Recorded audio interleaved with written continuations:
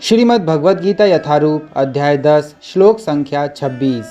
अश्वत्थः सर्ववृक्षाणां देवर्षीणां च नारदः गंधर्वाणां चित्ररथः सिद्धानां कपिलो मुनिः।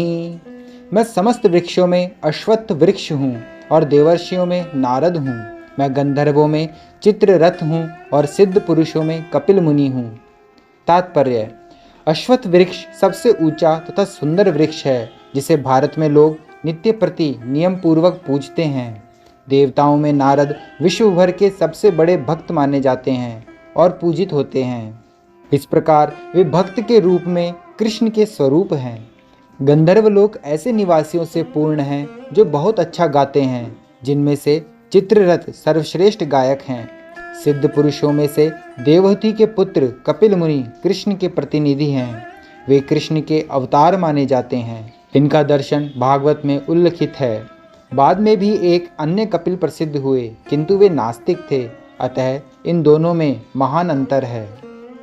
श्रीमद् भगवद गीता यथारूप अध्याय 10 श्लोक संख्या 27। उच्चैः श्वसमश्वानां विद्धि मामृतोद्भवम् ऐरावतं गजेन्द्राणां नराणां च नराधिपम्।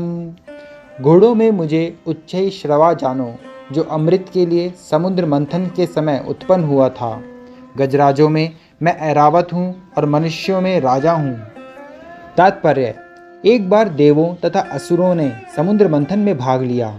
इस मंथन से अमृत तथा विष प्राप्त हुए। विष को तो शिवजी ने पी लिया, किंतु अमृत के साथ अनेक जीव उत्पन्न हुए, जिनमें उच्चैश्रवा नामक घोड़ा भी था। इसी अमृत के साथ एक अन्य पशु ऐरावत नामक हाथी भी उत्पन्न हुआ था। चूँकि ये दोनों पशु अमृत के साथ उत्पन्न हुए थे, अतः इनका विशेष महत्व है और ये कृष्ण के प्रतिनिधि हैं।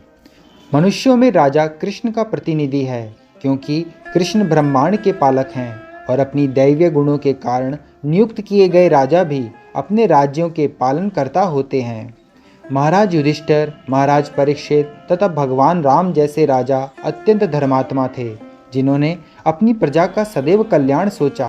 वैदिक साहित्य में राजा को ईश्वर का प्रतिनिधि माना गया है, किंतु इस युग में धर्म के ह्रास होने से राजतंत्र का पतन हुआ और अंततः विनाश हो गया। किंतु यह समझना चाहिए कि भूतकाल में लोग धर्मात्मा राजाओं के अधीन रहकर अधिक सुखी थे। हरे कृष्ण।